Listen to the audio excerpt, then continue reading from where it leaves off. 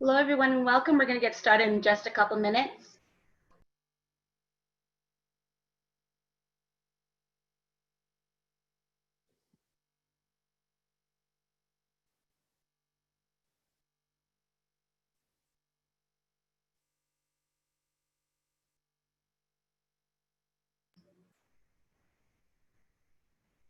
Hello, and welcome, everyone. Thank you so much for joining us today. We're going to get started in just a couple minutes.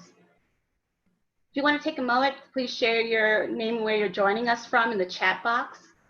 Be sure to select all panelists and attendees so everyone knows who is in the room with us today.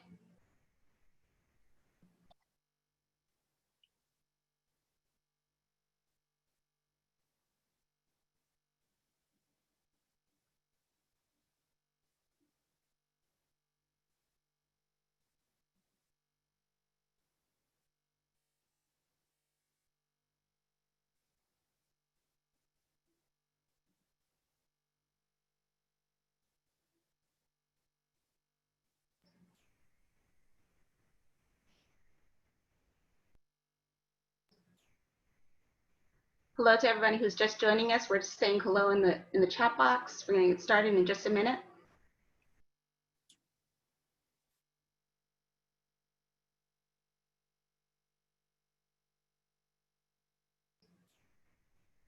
All right, looks like we have people joining us from Milwaukee, Denver, Dallas, quite a few folks in Dallas, Colorado, Texas,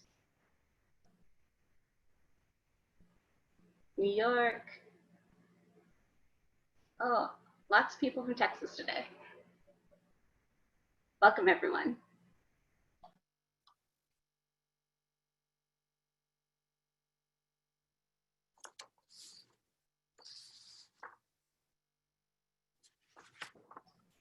All right, thank you, everyone. We're going to go ahead and get started.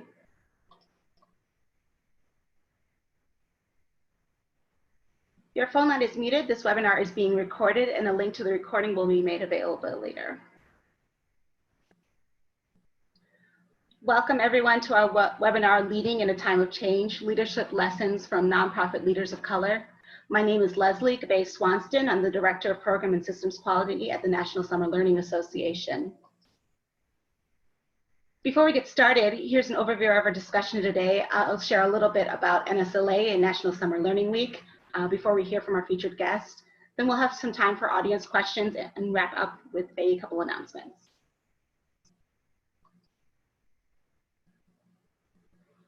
If you have any questions for our guests as we're going along, please put them into the Q&A box.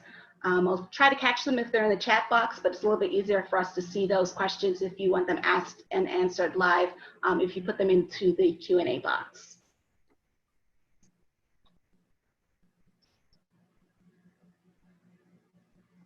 So first, I just want to say happy Summer Learning Week, and thank you for joining this virtual event and celebration. For more than 25 years, NSLA has advocated for summer learning as a solution for excellence and equity and excellence in education. And summer couldn't be more important than it is at this very moment. We know that summer is a time of great inequity for young people, and we believe that promoting and supporting summer opportunities is a way to address this.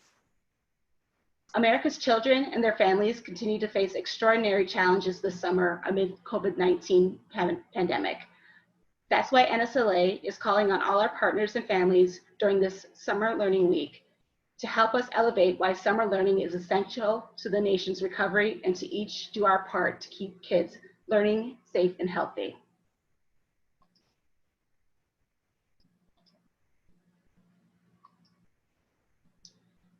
Each day of NSLA's National Summer Learning Week focuses on a different summer issue, from literacy, STEM, and the arts to the importance of nutrition and wellness, to programs that introduce young people to career possibilities and civic engagement. Your participation sends a powerful message across the nation that summer matters, and there are many ways you can engage this week by visiting our website, summerlearning.org/Summer Learning Week. There you can check out the theme days and resources for Summer Learning Week for ideas and inspiration. We're also encouraging everyone to take action to protect funding for summer and after-school learning programs. Community members can contact their federal, state, and local representatives to communicate their support. We'd also like you to share your favorite summer learning memories or planned activities with our hashtag Summer Matters social media challenge, and use our outreach toolkit to help amplify the message that summers matter. You can also text NSLA to 91999 to make a donation to NSLA. This week, as part of National Summer Learning Week, we're also partnering with When We All Vote and hashtag MySchoolVotes to make sure that our NSLA community is registered and ready to vote. You can register to vote right now at weall.vote/NSLA, or you can use the QRC code you see on your screen. So before we hear from our guests, I'd like to welcome NSLA's CEO, Aaron Dworkin, to say a few words. Aaron? Yep. Hi, thank you, Leslie. Thank you, everyone out there, for joining us. This is our final webinar of a long celebration of National Summer Learning Week, but we saved the best for last, I'll tell you. This is the most important issue and the most impressive and important panel that we've gotten together for you. And I think I know every single person on this panel. I've worked with them in different ways, and they're all phenomenal leaders in the education space, and I look forward to hearing from them. I also just want to say a word about Dax, who's our facilitator, a longtime partner. He and I have worked together for more than 20 years, running mentoring programs in New York City, working together sometimes with the Posse Foundation and then with After School All-Stars. And I'm very excited to have him and his gifts with us today to help lead this important discussion. And finally, I just want to say a word to echo what Leslie was saying about the importance of summer. We know that there's research for more than 25 years about summer learning loss and the achievement and opportunity gaps that we're all working to close. We also know that there's now COVID-19 learning loss and the challenges we're all working through with that. And then the issues that we're going to talk about today, I hope, around structural racism and how we tackle that, and how other groups can be allies, and how leaders of color in our space, what they need, and we want to hear their perspective and understand how we can all work together. I also just want to emphasize, though, summer, like Leslie said, is one of the most inequitable times in education, and those who have more resources have great opportunities and are able to propel forward, and those without fall behind, and those gaps grow year after year.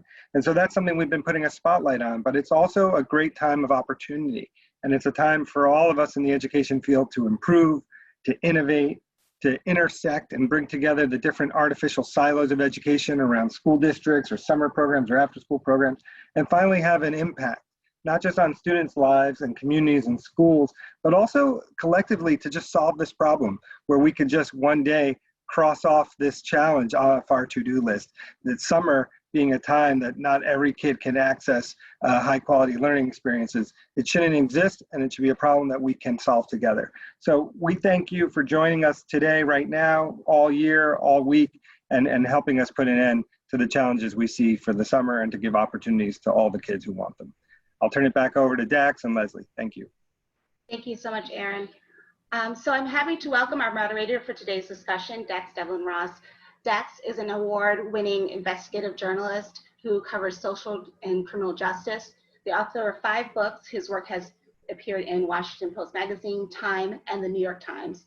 He was awarded the National Association of Black Journalists Investigative Reporting Award for his coverage of jury exclusion in North Carolina courts. So with that, I'll hand things over to Dax. Thank you so much, Leslie. Thank you so much, Aaron. Thank you so much, panelists, all of whom I'm going to introduce very shortly. And thank you so much for everyone who on a Friday afternoon, wherever you are, has decided to just spend a little time with us. We hope we can make it worth your while. This indeed is a really important conversation, and one is very important to me and personal to me, and I believe to all the folks that I've actually invited onto this conversation. So I want to jump right into it. We're going to kind of pull back out in a little bit to talk more broadly, but I want to just do some quick introductions of the folks that we have on our panel. I'm going to pull up their pictures and even though they're on the screen, I'll pull up their pictures and a little bit of their titles so you can see those, and we'll actually spend a little time on the screen where I'll have your attention called, and we'll come back after that and do some more conversation and panel discussion. So hold 1 second while I do that quick share. All right. So We are, I'm going to skip my slide because you already know about me. So we have four, we're joined today by four incredible leaders who have personally impacted my life in one way or another. The career, personal life, friendship, all of the above. And I'm really excited to have them. So I'll do some quick introductions to them, going from my left to right. We have Diana Noriega, who is the Assistant Executive Director at Good Shepherd Services in New York City. Prior to her time in Good Shepherd Services, she served as the Chief Program Officer at the Committee for Hispanic Children and Families. She's a Wheaton College Posse Foundation graduate with a BA in English. She also has an interdisciplinary master's degree in multicultural education from New York University. We have Kelly Woodland, who's a dear friend of mine, former colleague at After School All Stars, who is Executive Director at After School All Stars Philadelphia and Camden. He's done some amazing work in Philadelphia and that area in general. In a previous role as a program officer at the William Penn Foundation, one of the largest foundations in Philadelphia, if not Pennsylvania, in its entirety, he created a neighborhood-based youth development initiative focused on serving 12 youth ages 12 to 18. He also co-founded the Philadelphia African American Leadership Forum, and led the first ever comprehensive research study of African American led nonprofit agencies in Philadelphia. So he is well positioned to spend time with us and talk to us today. Very excited to have him. We have Chihuaha Hamilton, who has become a near and dear friend very quickly. We have a connection, of course, through Rutgers University. We both are alum, and she's also one of the reasons we're having this conversation. She might not know that, but she is. But she is currently the executive director of the New York region of Bottom Line. And Bottom Line supports low-income and first generation to college students get to and through college. Prior to Bottom Line, Chihuaha served as the chief external, overseeing the organization's development, communications, policy, and family and community outreach work. And finally, we have Candace Ross, who is currently the principal at Kensington Park Elementary in Kensington, Maryland. Candace is a 24-year veteran public school educator in Montgomery County. And before moving into administration 12 years ago, she served as a high school social studies teacher, middle school team leader, and teacher coach. Candace is also my big sister. And I'm really excited to have her on here because we've been having some of these conversations over the last couple of months. I'm gonna do something maybe a little bit unusual to get us going. And I'm gonna start us with a gallery. Some of you who some of us on this call who do some interdisciplinary facilitation work, we know how powerful galleries can be. But I'm going to ask you just to spend some time watching and viewing what's on the screen. I'm going to share some pictures, and it's going to be silent for a few minutes while we do that. And while we share these, after we share them, we'll come back and we'll talk about it with the panelists around what their reactions to some of these images are. But I think it's just really important to drive home and to sort of make sure we really, really think about and reflect on what we're going through, how unique it is, and how much of an impact it is having on our personal and collective lives. So with that, I'm going to just get us started.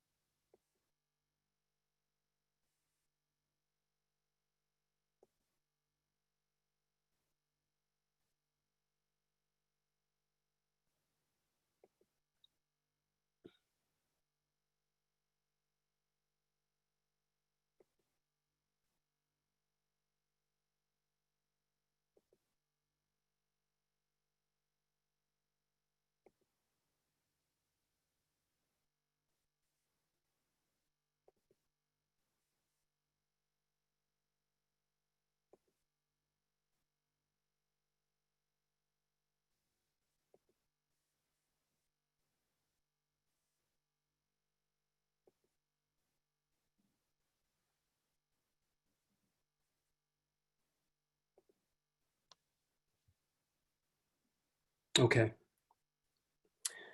So I want to just, an unorthodox way of folks getting a chance to really, as my panelists today, to share what their experience with you all for the first go round. I just want to ask the panelists, each of them, and we'll start with Kelly, and we'll move to Candace, and then we'll move from Candace to Chihuaha, and we'll end with Diana. I want to just hear from them, what's standing out to you?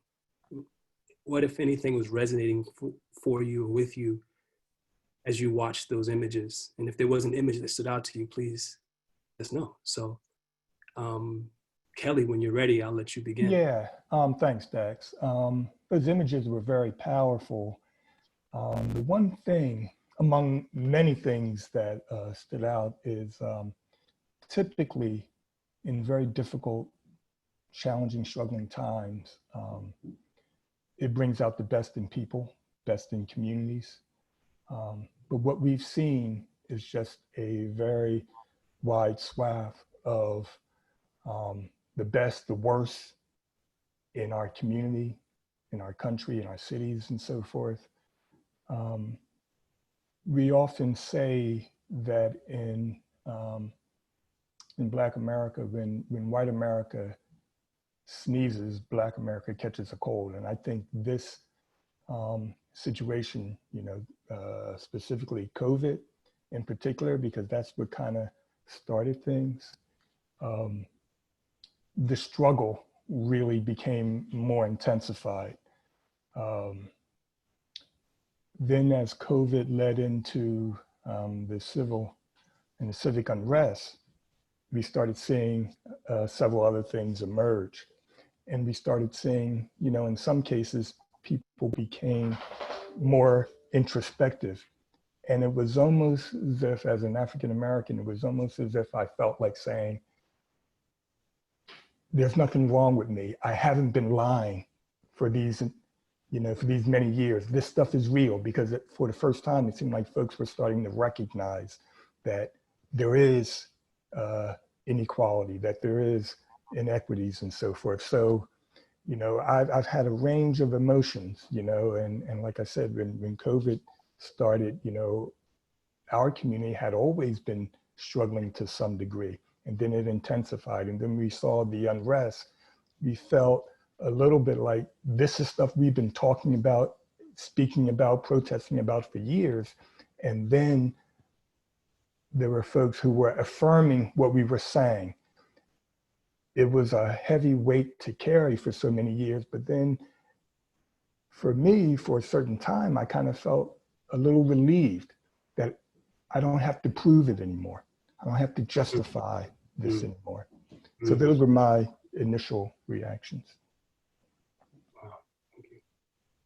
Thank you. Hi, yeah. There were things that Kelly spoke to that I thought of as well, but I know what really resonated with me was, seeing the images of, I think there were two of them, the student at the computer screen, and then with the mom and this child just looking like enough already at the computer screen. It is, because that's been the ongoing from, that's still ongoing, because we start summer school tomorrow and it's virtual Monday. That's how I feel. It's tomorrow. We start summer school on Monday. It's virtual. Teachers were in training for that this week. There was no stop. Everyone's like, oh, did you have a good 4th of July? It's like, that's relative. So those images have stood out to me. I would say also, I think that what has completely been made apparent is that it has taken the extremes of no work, of school buildings being closed because school was still open, but in order for folks to have the opportunity to actually think about what was going on and respond in a different way, because you weren't caught up in all your normal stuff, and you couldn't just wipe past certain events and just keep going to the next.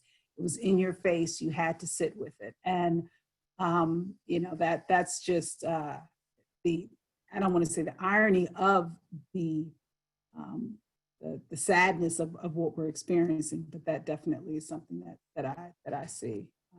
But yeah, just the empty quiet. I'll say I will go into my building every once in a while because there were things I just needed to check on, and it was so sad to walk through the halls, the school work, the student work. It's like like a ghost town walking through. But yeah.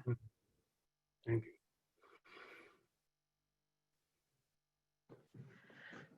I believe it's my turn to jump in. First of all, I love the way we started this. It gets over the kind of perfunctory who I am and what I do intro and jumps right into the heart of the matter. So I really appreciate that. And we'll use that in the future going forward. I think two things stick out for me. The first one is the two images at the very beginning, the one with the person kind of hoarding all the toilet paper, and then a host of people afterwards, the next photo with a host of people afterwards waiting in line to get materials and things that we all need to live. And that really signifies kind of what I view our society having come to, is that, some people take more than their share, and that is actually incentivized in our society. And I feel like for the first time, people are really starting to question that and really questioning equity in a way that we haven't in the past. And so there is hope for me in a lot of the images that followed as well.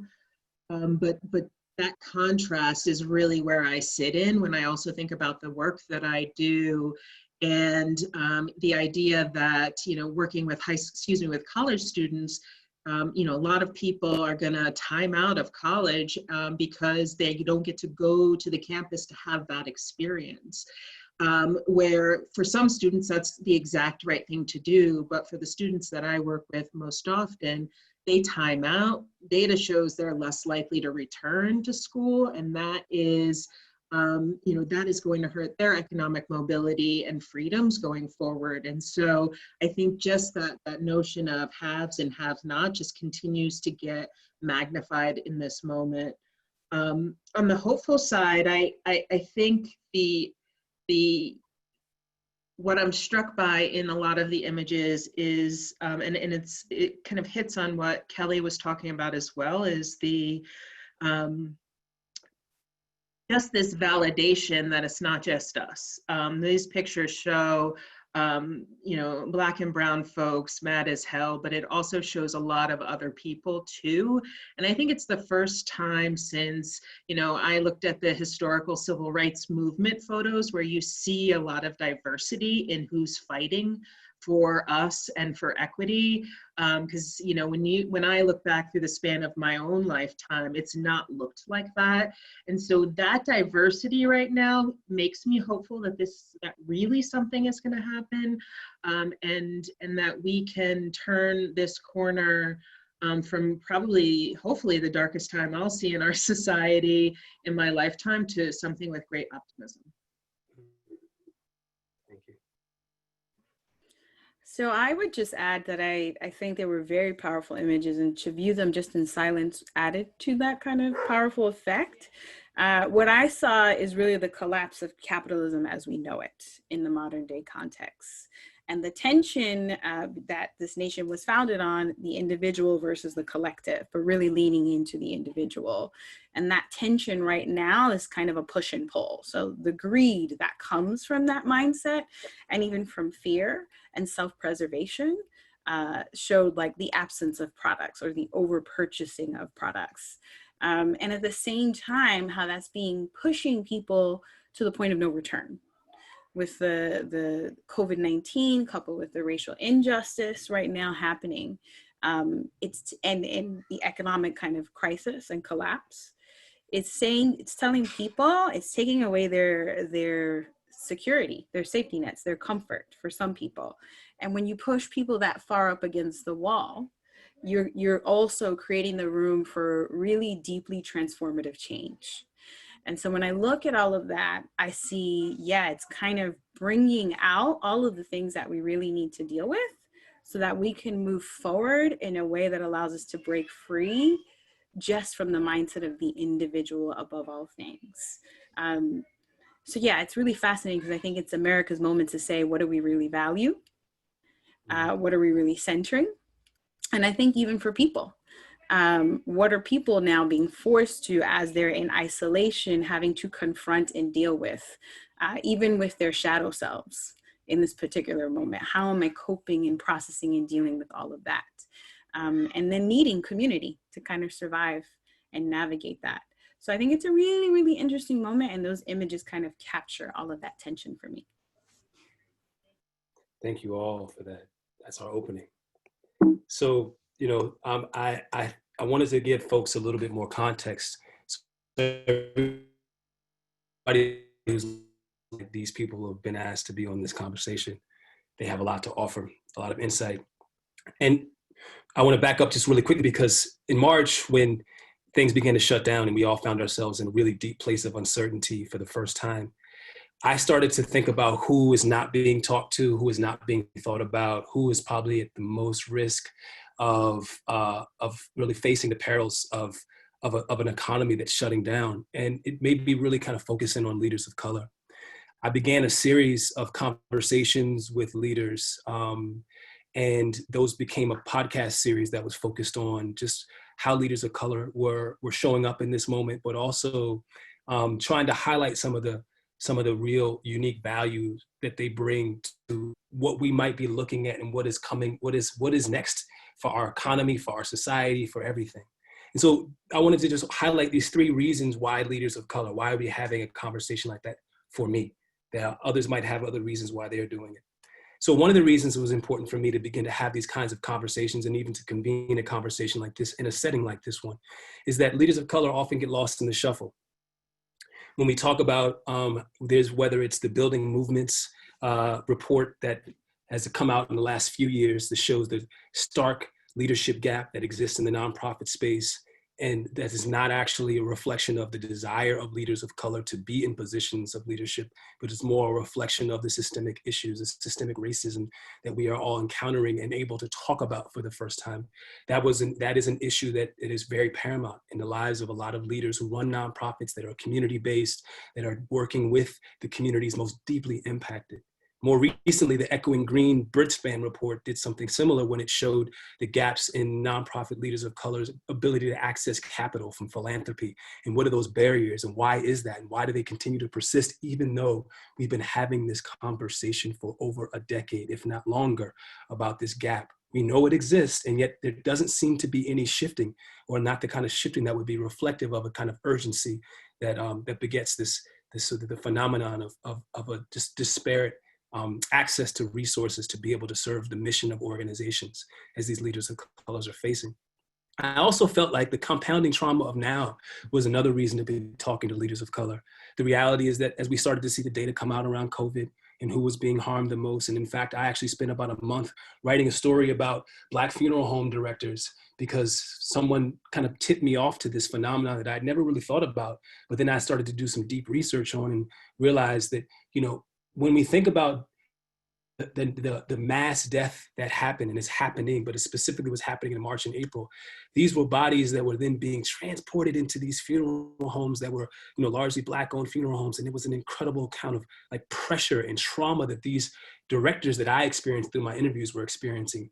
And I also know that a lot of the leaders that I've been talking to have been dealing with trauma as well, because layoffs, of having to make really hard decisions about who to keep, who to let go, what their organization, will their organization even survive? And then after that, we saw George Floyd's death. We saw Breonna Taylor's death. We saw all of that, and then we had these protests. So I thought the compounding trauma of now, it provoked a need for us to have a dialogue and a discourse that centers this group, that centers these people, that centers this leadership. And then third and finally, I've always believed that there's a unique value proposition that leaders of color bring to the nonprofit space, to the educational space, that is often not recognized, not registered, and not properly valued.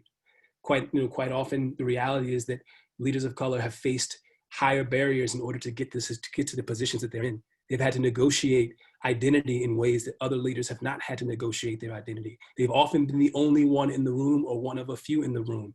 So all of those skills of navigating white dominant spaces or spaces in which they are not the majority or they're the minority, when they have fewer resources or less access to resources. In some, almost perverse way, you begin to develop certain resilience techniques and tools. You learn how to navigate these spaces. And I believe that actually, as we look at the uncertainty of the future, some of those skills can actually be valuable to all of us to understand and learn about. They can be ones that we can all, not just leaders of color, all of us can begin to understand. What does it mean to operate with uncertainty, with fewer resources, without knowing necessarily that when you make an ask, it's going to be responded to, but you still have a mission that you have to serve and a mission and people that you are in service to. So those were some of the reasons, the why. And so I'm hoping we'll do in our little bit of time we have to do is today is to talk about the values that have shown up for these leaders, talk about leadership, and talk about the future. And then ultimately we may be able to have some time to hear from you. And I'm just going to keep us going as we push into that conversation. So I want to start with a quote from one of the people that I had a chance to speak to. Her name is Chastity Lord, another dear friend of mine. She runs an organization called the Jeremiah Program. And in our conversation that I had, which became part of the podcast, she talked about what I defined as a values moment. She said, I said to my leadership team, and this was all going while making these hard decisions, when seeing funders walk away and not sure when the work is going to pick back up. She said, I said to my leadership team, I'm not quite sure how I'm going to do this. But one of the things I do know is this is a value-based decision. And we need to make decisions based on that, because typically what happens here is our folks who are at the entry level are cannibalized, and the most senior people she's talking about. And we're going to think about this differently.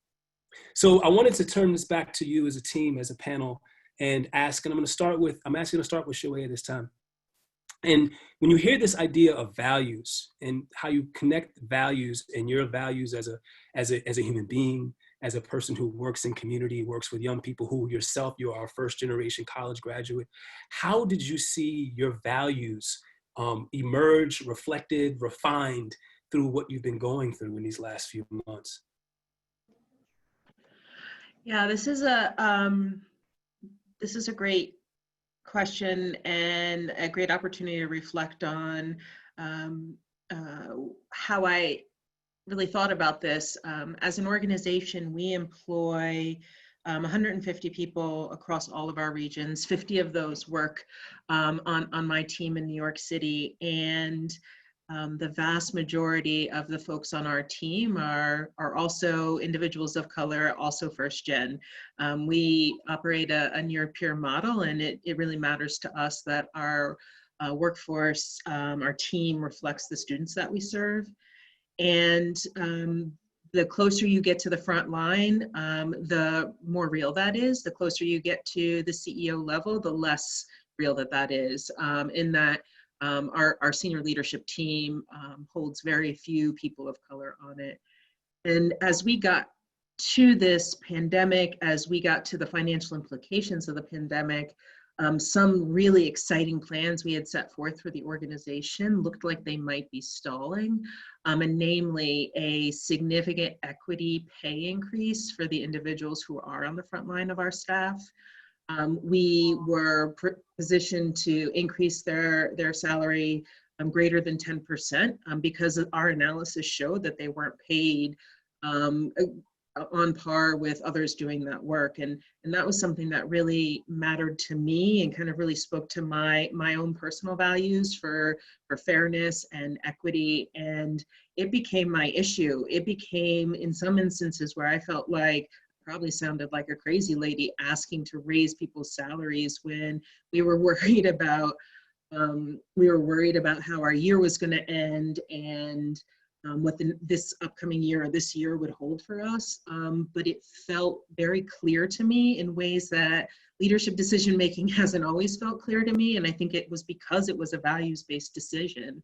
And it was something that I felt very convinced by, and was very fortunate to be able to convince others to follow that pathway. And we ultimately did advance a significant increase for our frontline staff, which I am really proud of and grateful for. And it just, I think it also speaks to the the spirits of the world, if you will, is like you put it out into the universe and it will come back to you. We also had some really remarkable things happen within our organization and access to funding that we weren't anticipating. So it all worked out really well in the end. But there were a lot of ways where we could have not gone down this path very easily, and it just felt really good. Thank you. I'm gonna pivot over to Diana to think about, if you would mind responding. You know, when you think about values, particularly you have an explicitly defined equity role in an organization that is a large social services agency in New York City. And I know you and I have had deep conversations around, you know, you've been working 7 days a week. You've just been working. And I'm thoughtful about how this idea of values-based decisions, what resonates for you? Yeah, so one of the first things that we did when COVID-19 hit was we designed and created a decision-making process and principles that where we explicitly named equity as a value, and here's how we're going to practice equity. And that was important to not just say it's a value, but to force the hand of us to think about what is the actual practice. Because we can get caught up in the idea and replicate kind of harm through implicit bias by not naming the practice and holding ourselves accountable to the practice of it. We also are a trauma-informed agency. And so as a trauma-informed agency, one of our values is that we value people and human beings. And so we took those values and decided to your point, when COVID-19 hit, we also kind of saw that the budget was going to look really bad. It's going to be decimated, the city budget. So we are also funded 85% through government contracts. So that means that we had to start preparing very early on for what would the impact be on staff. We have about 1,300 staff at our agency. We got initial news that the DYCD contracts would be cut. For those that are not from New York, DYCD is the Department of Youth and Community Development. And so we knew that alone would lead to about 350 layoffs for Good Shepherd services. Leaning into our equity values and our values of being a trauma-informed agency, one of the first things we decided to do was we had open positions in other sides of our agency, our foster care, juvenile justice programs, which are mandated and federally funded and can't be cut in the same way. So what we started to do was to create a way for staff who were going to be let go to apply for jobs in the other side of our house. We also created a series of webinars that staff could participate in to learn about like job readiness, interviewing, resume writing, cover letters, really to support them, whether they were going to stay at Good Shepherds or not. We made it so that the only people we were going to hire at this point would be internal candidates for any role, unless you submitted a written rationale for why you couldn't hire an internal candidate if it was that much of a specialty. We also, that this is kind of surprising, a part of the work that we've been doing kind of nonstop too, we created transition circles so that way staff who were being offboarded could emotionally process this particular moment in transition in time and do it with HR in mind. We simultaneously put out a call for coaches, and this was super impressive. We got 58 coaches to volunteer at minimum 3 to 4 hours of their time pro bono to support all staff being laid off.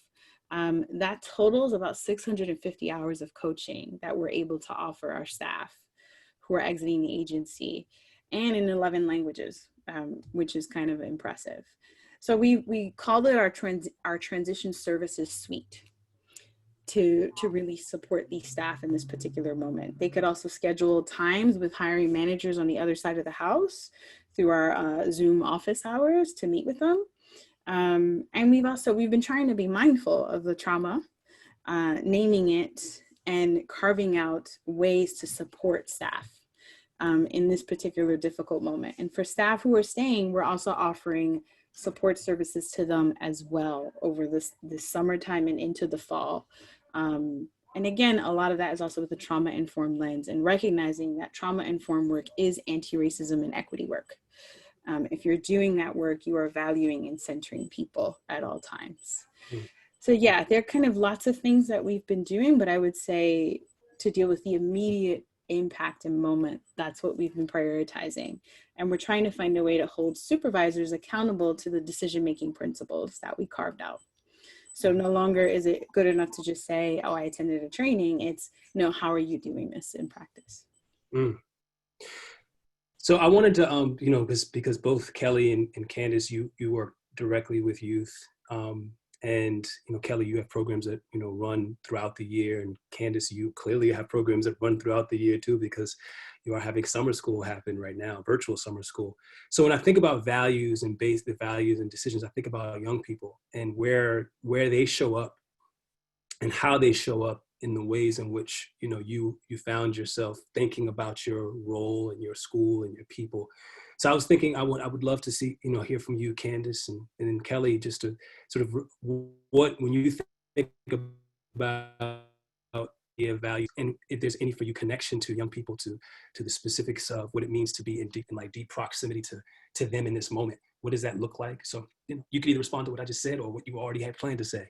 But yes, Candace, you started off, and then we'll move to Kelly.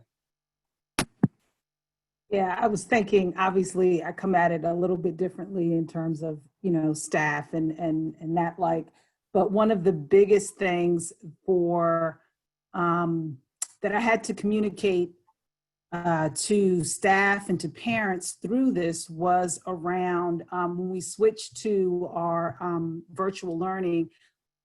You know, public school, there's deliverables, there are measurements, there's certain things that people are expecting that's going to be in place, that they can see, they know the growth. And so the school system made a decision that elementary school this last quarter would not be graded in the traditional way. And so one of the things that I had to communicate and support, because some people, it's like grades are their North Star. And so we had to kind of look at, this is now an opportunity for engagement just in and of itself, the quality of the connection that you have with your students, because I want to make sure that they're checking in, that they're getting on, because we had every morning live Zoom sessions, not for the whole day, but it was certain days of the week. You'd do math in the morning, you'd have your class meeting or what have you. So the goal was recognizing now your values. What's the whole point of education now, right? Like, you don't have a grade that you're hanging over someone, but now it's connecting. We want to make sure that that you see them. And that became, you know, for some a relief, and for others it was an adjustment, but making it was important to make that virtual time meaningful for students. And so it was great that we had, you know, so many of our kids on every day. Now, some might be on and they were laying in the bed, but they were on and they were, you know, participating and learning. And then if they weren't, then we would reach out and make those calls to see kind of what was going on, what did they need. And there were times we connect, if it was a family that had, you know, middle school, high school, then we would talk to the counselors, get on group calls and figure out who's going to contact the family. You know, those are the ways that values show up differently when you have to change your framework that you've been used to working with. And I say it was a challenge because, as I said, some people, they look at different things and they want different measurables. And we all had to become comfortable with just making your learning fun, interesting. Your passion has to come through in a different way. And, you know, the other part I wrote down, and it was also for my staff, in particular for some of our supporting services, who maybe you were supporting a student in the building for behavioral needs. Well, now they're not in the building, but you're still responsible for getting on these, you know, the Zoom calls. So supporting them, they weren't used to this level of technology, certain, you know, paraeducators and the like. So supporting and encouraging that so that they could be active and involved, and then continue that connection with the students that they had while they were in the building. With my leadership team, leadership team is, for me, it's my AP specialists, reading specialists, and then a leader from each team. But we opened up leadership team meetings to the whole staff. So if people just wanted to come to hear what was being talked about, we just put the Zoom call out. It was optional. People showed up because then that way they could feel like they were still in touch with things. We still did our staff meetings, but those weren't as frequent, obviously. So that decreased any feeling of being left out. And then just deliberately checking in with people, figuring out who we were going to call between myself and my AP, just to check in on folks, see what was going on. And you know, it's that in some ways we got closer because we needed to do those types of check-ins than what we didn't need to do when we were in the building. And it's something that now we want to continue, or being deliberate about continuing, because we know that the fall, you know, it is going to be a challenge also, and we'll need to continue some of that work. But yeah, that's kind of what I, you know, when I look at it through that lens in terms of my values coming through. Mm-hmm. Kelly, Kelly, you know, I know I'm going to turn it to you in a moment. Go ahead. Can you hear me? Yes, I can hear you. You can hear me okay? Yes, sir. Yes, sir. Yes, sir. Okay. When you started off, you had talked about leaders of color and how we find ourselves in this space. And for me, the way I process all of this is that as leaders of color, for the most part, I can't speak for everyone, but I know for me, I came to this work because of personal experiences. It was those personal experiences that kind of shaped what I wanted to do with my life, the difference I wanted to make. So when this crisis occurred, especially, you know, speaking about COVID initially, the work has always been personal, but how I processed it, how I processed this crisis as a leader of a nonprofit organization actually brought back feelings that I've had around, insecurity feelings that I thought I had overcome or put aside. And I remember, you know, when I was growing up, and many people may be able to identify, I always worried about money. I always worried about money. I was always concerned that we didn't have enough, and I wanted to do my part. So as a leader of color in this space, what I wanted to share with my staff was similar to what my father would say to me, and that was, I will worry about that. You don't worry about that. You do your role. You watch the expenses, you watch what you're spending, you do this, you know. So I was trying to share with my staff that I'll focus on the challenge of raising the funds, but I want them to focus on connecting with our families and our students to do check-ins every day. I want to find out how they're feeling, what they need, are there services that we can put them in touch with. So when we talk about a value, the thing that kind of resonated with me or came out was the compassion. So we found out what our families needed. We found out what they were concerned about. We found out how to navigate services on their behalf. And I reached out to funders and we were able to get funds to help out with food assistance.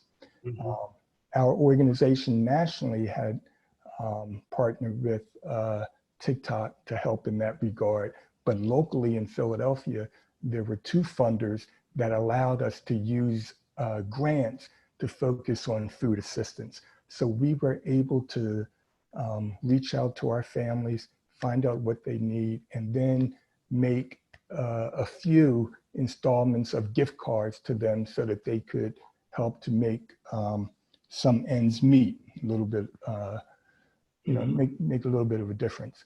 The other thing is, and I've always thought this, and everyone that's on this call really understands, people look at us and they put after school providers in a box, but we are a valuable safety net resource.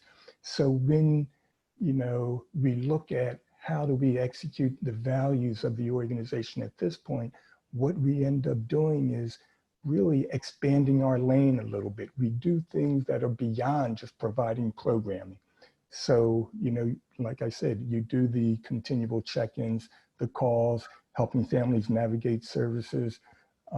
finding out what the connectivity percentages of our families, who has, connectivity issues, who doesn't, who needs technology, Chromebooks and so forth.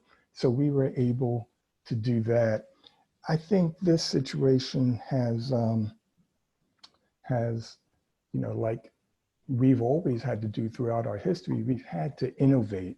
So we responded relatively quickly in creating virtual programming, both live and creating content, that we loaded up on a YouTube channel. We knew kids were at home, so we started doing cooking classes, and we would reach out to the parents and the students and saying, look, 4 o'clock, we're doing cooking, sign on, or we'll tape the session and we'll send the link out.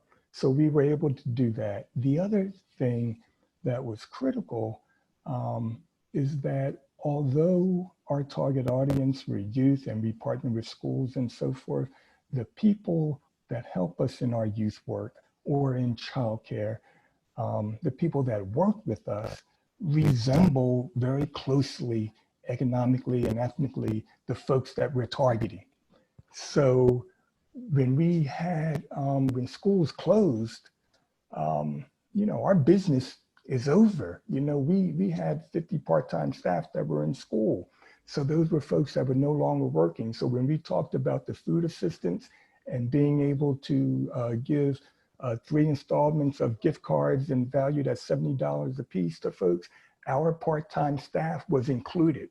So we didn't make the distinction between our students and our employees. They were all included.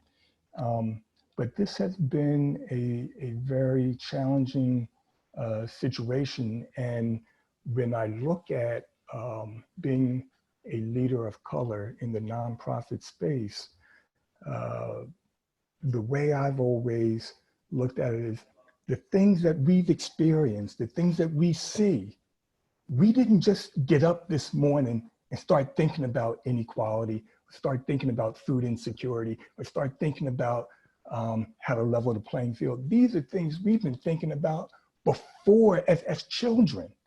And as a result of those experiences, we've developed an alternative set of credentials that complement our educational backgrounds and our professional experiential backgrounds, but they help us do what we do.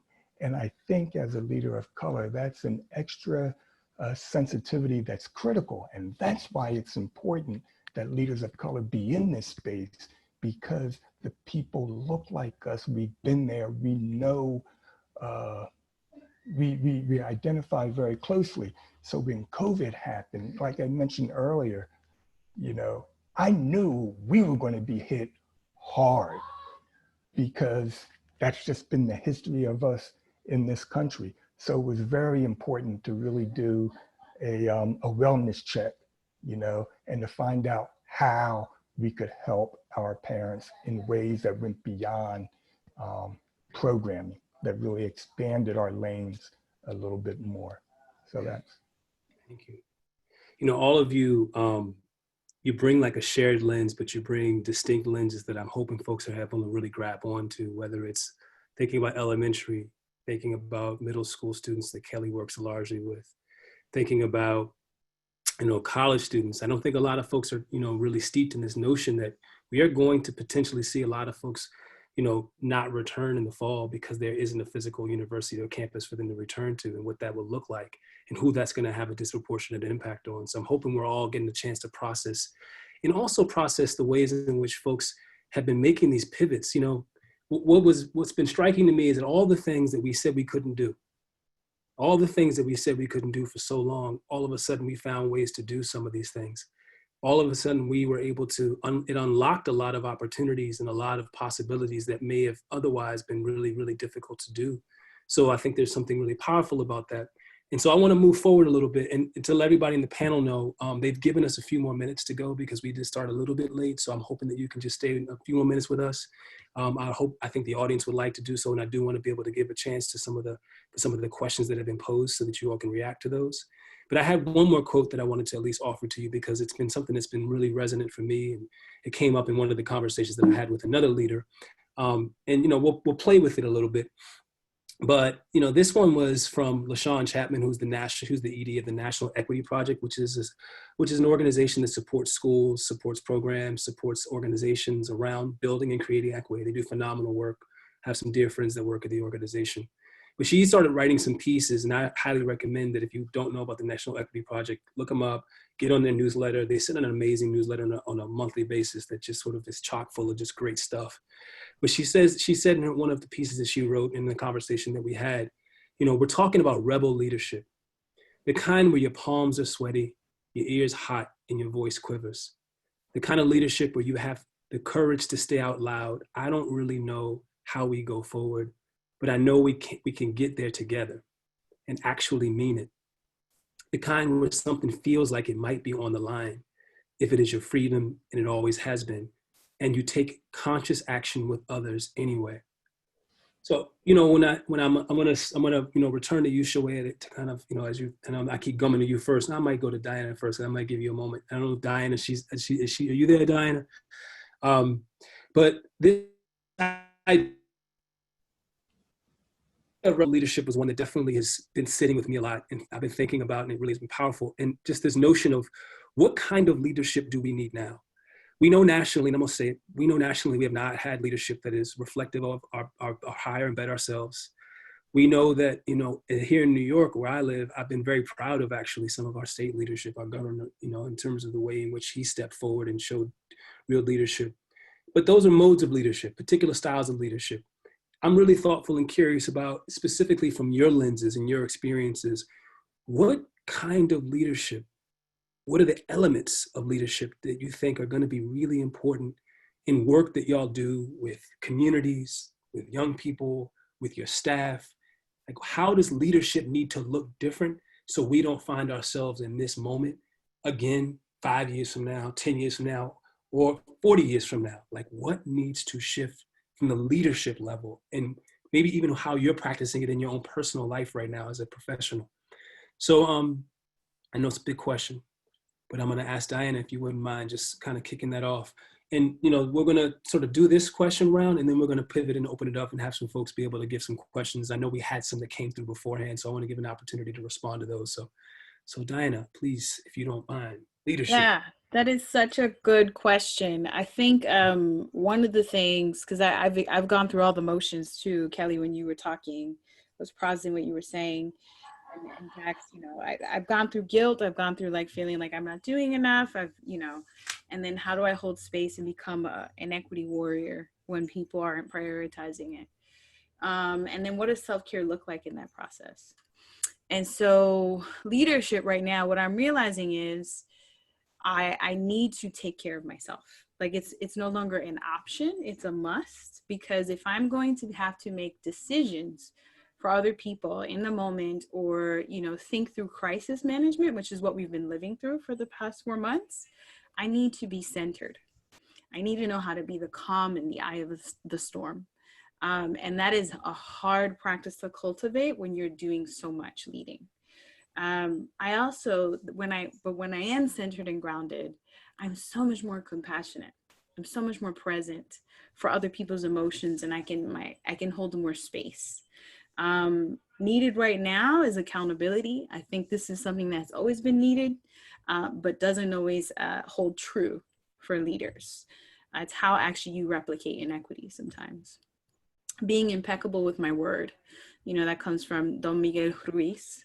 I think that's extra important right now because people are not feeling safe. They're not feeling secure or grounded. And so if I say I'm going to do something, and I need to follow up and do it. And being super transparent. We had a conversation with a few leaders. I was doing training on decision making, and this one leader said, well, I'm not always transparent. I said, and that's why you sometimes get pushback. If you're not transparent right now throughout the process, you're not giving staff the time to develop resiliency and to cope with the information that you're sharing with them. You're also not giving them the time to collaborate on decision making. So don't hold on to information because that's gatekeeping, and that's a form of replicating inequity and power hoarding. So I stress that time and time again.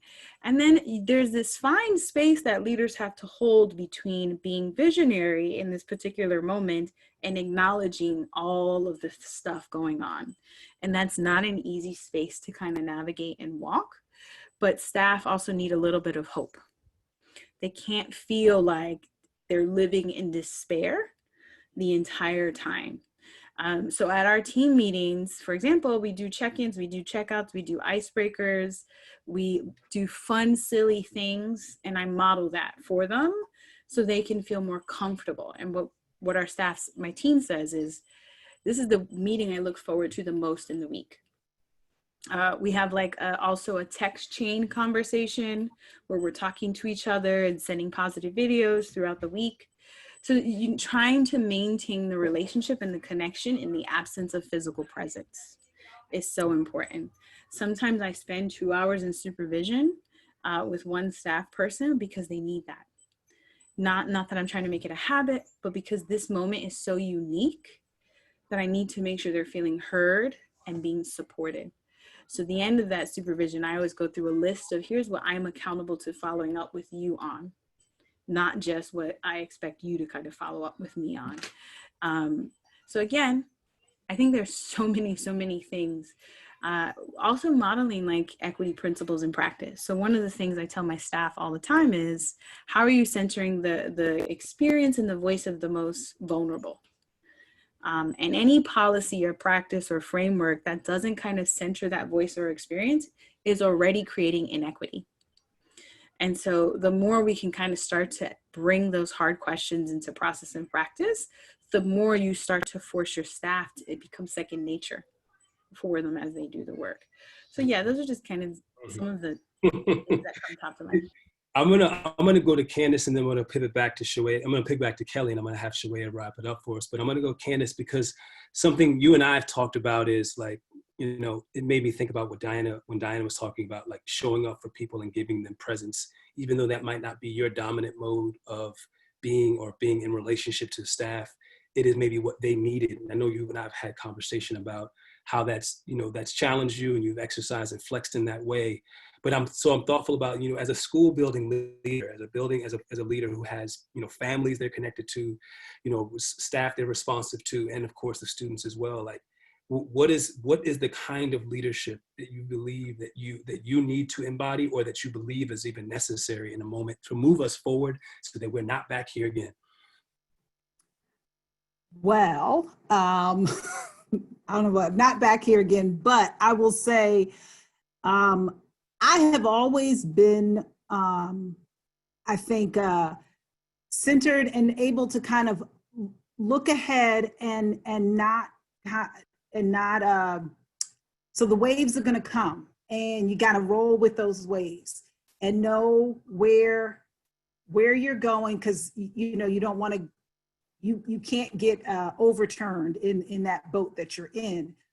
And there are people that are in there with you. And what's really been great is that people have seen, so what I've tried to do, I'm going to change for a second. What I've tried to do is in my messages that I sent out like weekly to parents, I would get feedback like, oh, I look forward to your message. It's so calming. It gets me, you know, I realize I can take a breath, I can step back. And so I added a little bit more personal things into my messages that helped with connecting with people that I knew, you know, was necessary.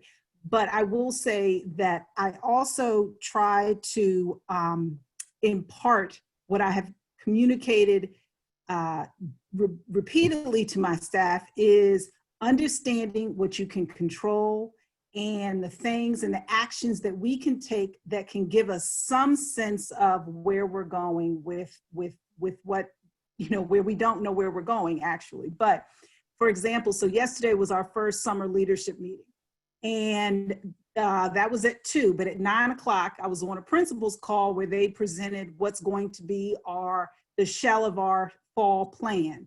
So I knew that once it came out at 9, it was going to leak out. So it'll be communicated to the parents on Sunday. It's going out to staff this Friday night. That's how they do messages, right?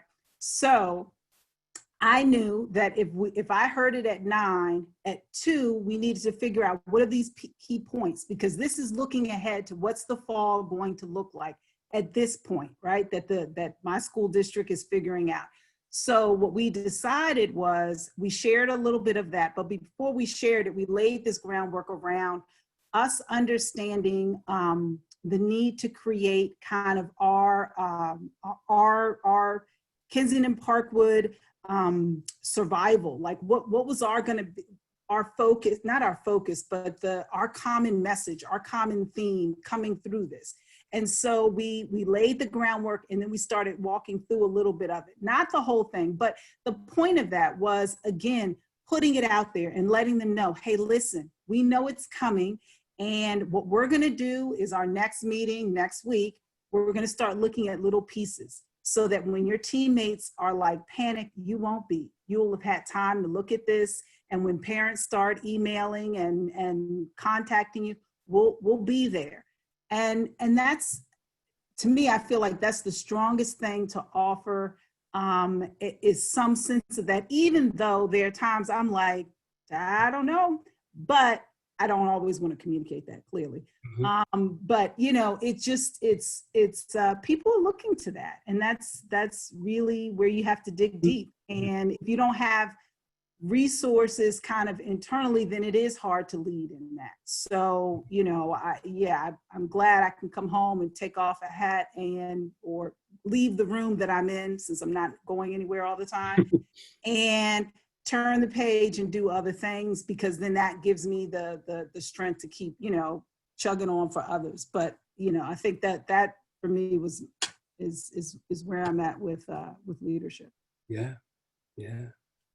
So Kelly, I'm gonna have you, give some leadership tips, man. Like, how do we do this? How do we move forward? Well, I think one of the things that I've always kind of focused on doing is being clear, communicative, open, and honest. And we have staff meetings every day. And that's important, especially when you're doing this virtual remote working. You want to be connected with folks. You want to make sure that you're listening to them, but you want to make sure you're very clear about what's going on in the future. And you want to be able to reduce the future into bite-sized elements, because this can be very overwhelming. So what I felt like we've been successful in doing is keeping our staff focused on, really keeping their eyes on the prize. The other thing, our work as an after-school provider, we've always engaged parents, we've always engaged principals. But when you talk about providing virtual programming, then the shot caller, in essence, changes a little bit. The shot caller is the parent. So we are contacting parents daily because we want to make sure that the programming that we're going to provide going forward is meeting the needs that the parents are seeing every day. So we're starting to do more SEL type of programming. We're starting to do things that focus on promoting agency, giving them an opportunity or a chance to find their voice. So I think the leadership is making sure that we're being responsive. But then there's another type of leadership. There's the internal leadership, which I've just given examples of, and then there is external. We've seen in the philanthropic community a lot of sensitivity to what we've experienced, everyone. It's important because as a leader of color, we know that window does not stay open for long. Our job as leaders of color is to make sure that we put a wedge in that window and it stays open longer. We got to keep the conversation going. We need to organize our colleagues. And what we've done in Philadelphia is I've organized African-American EDs and begun to talk about what we're seeing, what we're experiencing, what's going on the horizon, but also how do we have this conversation with philanthropy? What are the things that we need for sustainable change? It's not enough that you support our organizations, but what are some of the things that need to happen? Maybe we need to see more African-American heads of foundations. Maybe we need to see more African-American heads of think tanks and intermediary organizations. And that is a chance for us to maximize this moment in time. So there's internal leadership to keep our staff focused on the prize. And then there's the external responsibility of leadership to organize and to make sure that we are maximizing this moment so it stays longer than just a moment. That's right. That's right. We've been here before, in some version of it at least, and we got to be clear about that. These doors don't always stay, they don't stay open on their own. They don't stay open on their own. So Chihuaha, I have you please close us and, you know, offer us what you would say is some important leadership insights, if you will, about this moment. Well, firstly, let me say I would be happy to work for any of the three leaders who spoke before me. I am really moved by the mindset and the perspectives and really feel aligned with what all of them are putting forward in terms of what leadership should and can look like going forward. I think what I would say, to take it one step further from my own lens, is really redefining who we work for. When I think about my role as an executive director, I spend so much of my time thinking about philanthropy, thinking about individual donors, thinking about my board. And the reality is that I think I personally need to shift my attention to being much more focused on the students that we're serving and their families. And I think with that, we will get even greater impact and outcomes. And there's a lot of risk in that, in shifting who I work for, but that feels like an element of leadership that will magnify the impact for our society, broadly speaking. And, you know, it's really embedded in anti-racist principles. It is the people who, you know, working side by side with folks instead of from towers and, you know, the penthouse suites is really going to get the change that we need. And it's something I've spent a lot of time reflecting on and really feeling empowered and responsible for dedicating or rededicating who I work for in the organization. And it's, you know, it is not, my board is a means to the end, which is in service of students. That is so, as a person who has, you know, felt that pull myself, when you run an organization, you feel the pull that's so often, you know, directed towards where the resources are.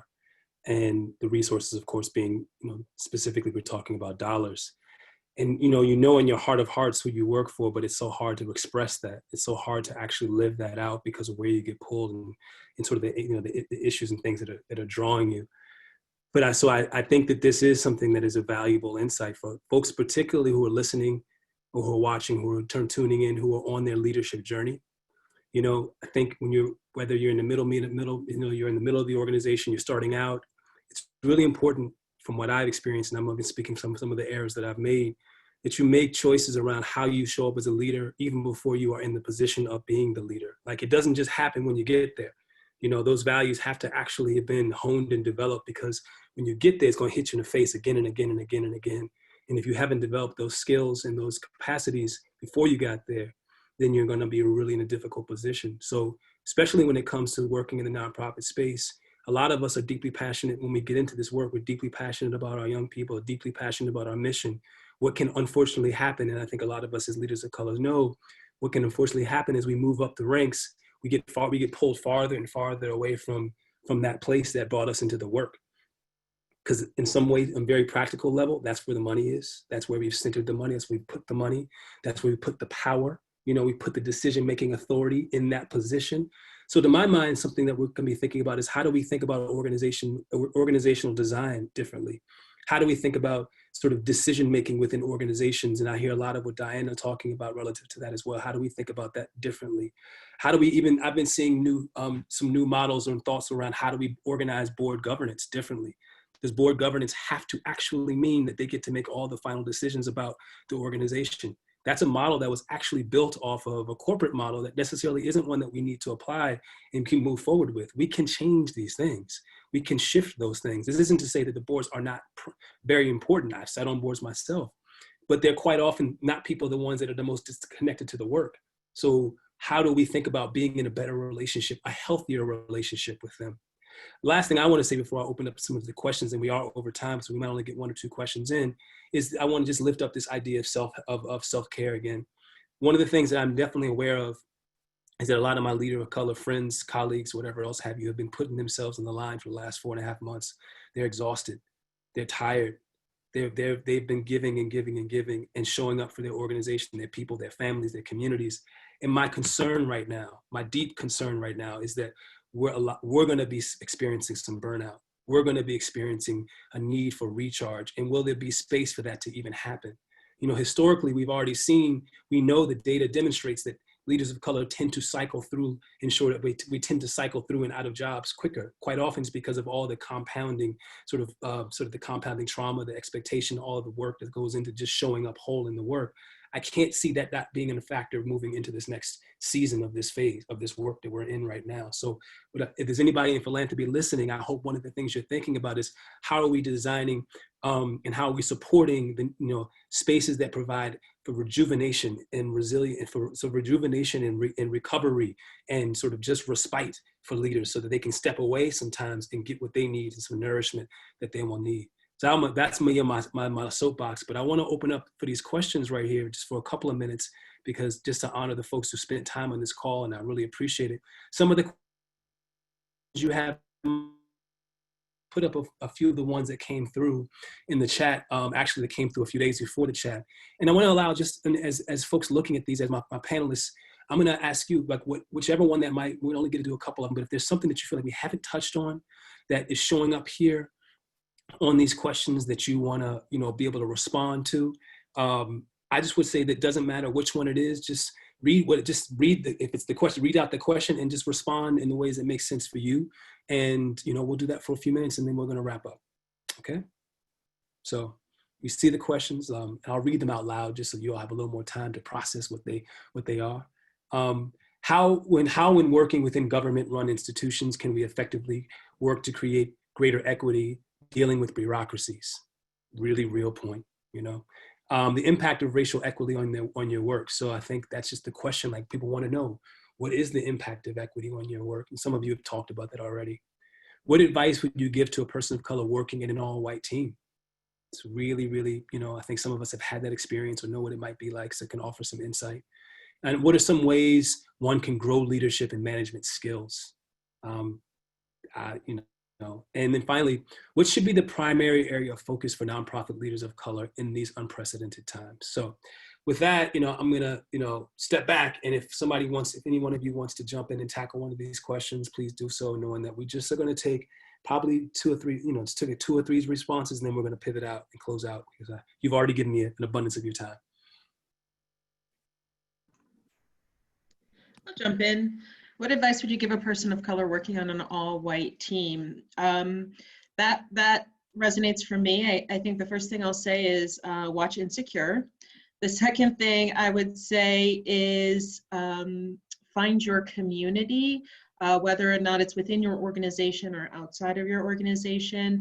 I'm on a couple of executive director kind of community groups, and the most powerful of them is the POC group that I'm on, because it creates a space to process the stuff that comes up at work that you don't have other places to talk about it. And so I would highly recommend you find those people for yourself. And then the last point that I'll suggest is,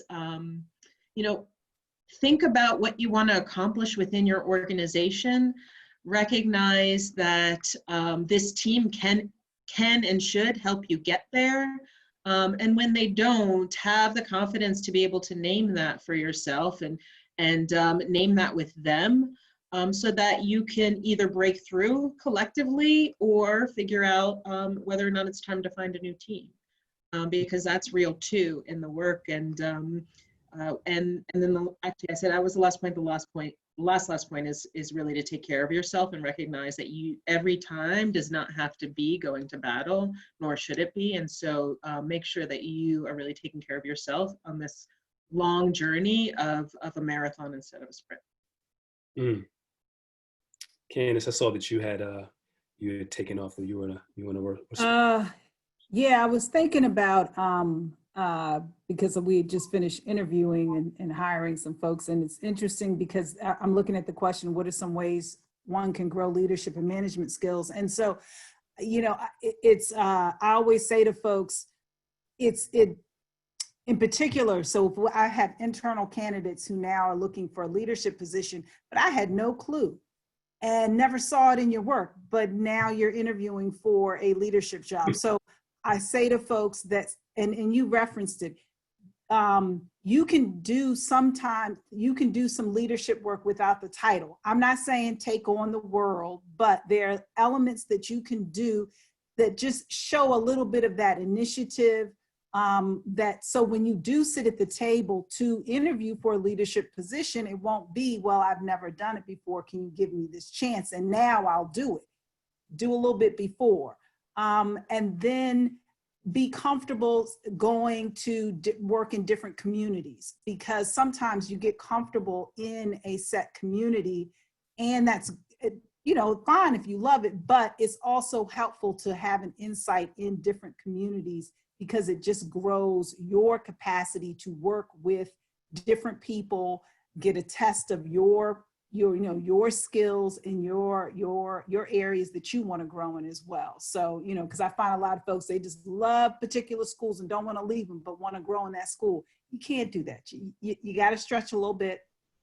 It'll be okay. I always say school's not going anywhere, but that would be something I'd share. Kelly? Yeah, I would say one way of growing leadership and management skills, in particular to what we're facing right now, is to organize your colleagues, your peers around the individual challenges that you're facing in your workplace, because that could also be something when you're the lone person of color in a predominantly white environment. You can organize outside of your particular workspace, and you can do that to get the peer support, but also to get the strength in numbers to identify some strategic goals that you can address that are more sector oriented.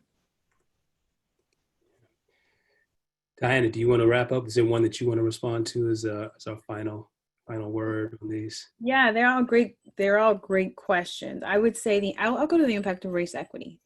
I think that in this particular moment in time, we're being called to make sure that we center racial justice, regardless if whether it's explicitly named in our mission or our vision statement. If we're working with young people, or if we're working with young people in colleges, whatever grade level, if they are largely coming from communities of color, then racial justice is your mission. And so everything, not only is my role fully embedded in that, but it's embedded in that to make sure the entire agency has that embedded in their work and in their mission.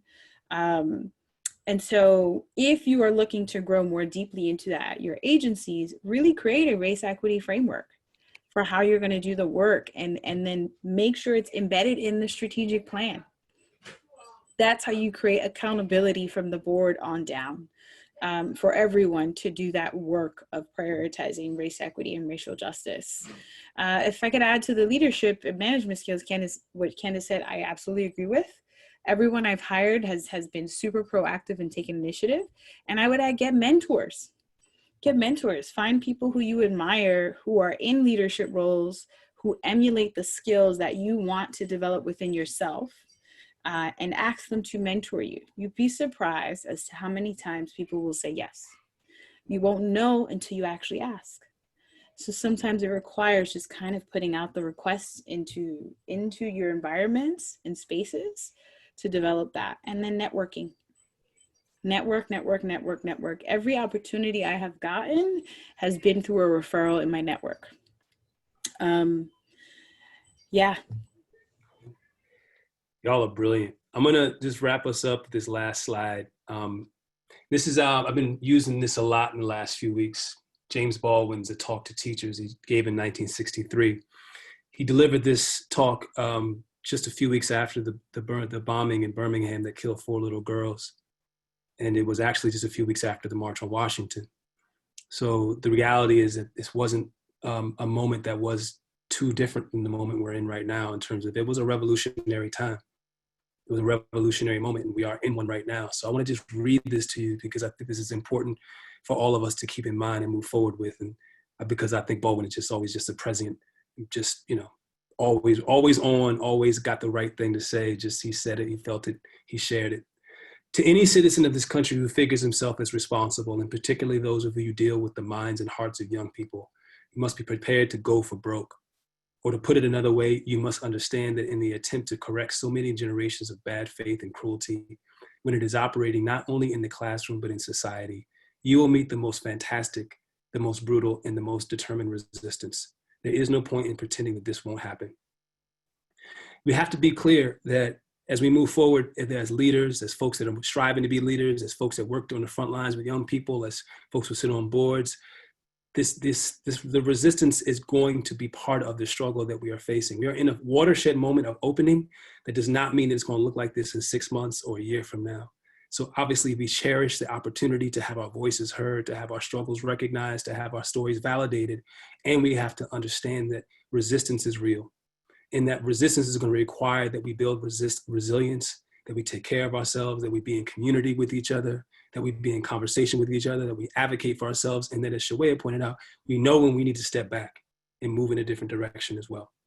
I'm so grateful for everybody who joined us today. I'm so grateful for each of these panelists. I love you all. Y'all my people, y'all my tribe. I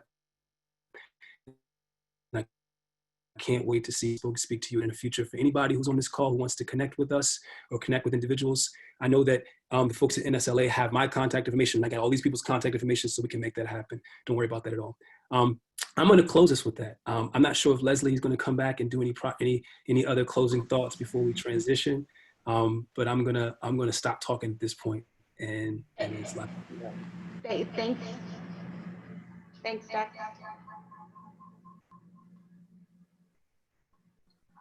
So I just wanted to quickly close with a couple of thoughts.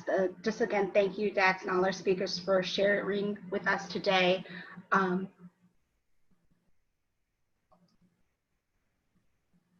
I just wanted to, as we said in the chat, this will not be the last of these conversations that we'll be having. We definitely want to continue, keep these going. And thank you for giving us some extra time today. Quickly, I want to say thank you for celebrating National Summer Learning Week with us this week. This is the official week, but it is not. We will be celebrating all summer long. So be sure to join us and look back at some of the other webinars and links to those events on our website, summerlearning.org. This week, we have merged our popular Voices of Summer webinar series with Summer Learning Week, but look out for this series to continue throughout the summer, and you can look at, as I said, look back at some of the past webinars on our webpage. Be sure to follow us on social media. That's the best way to hear about new events and resources. Sign up for our newsletter and join our special cohorts of peers who are interested in topics like sports, literacy, youth employment. You can find out all about that on our website, as well as opportunities for consultation, support, and technical assistance with your summer programs. Thank you again. I hope you have a great weekend, and thank you for joining us today. Bye.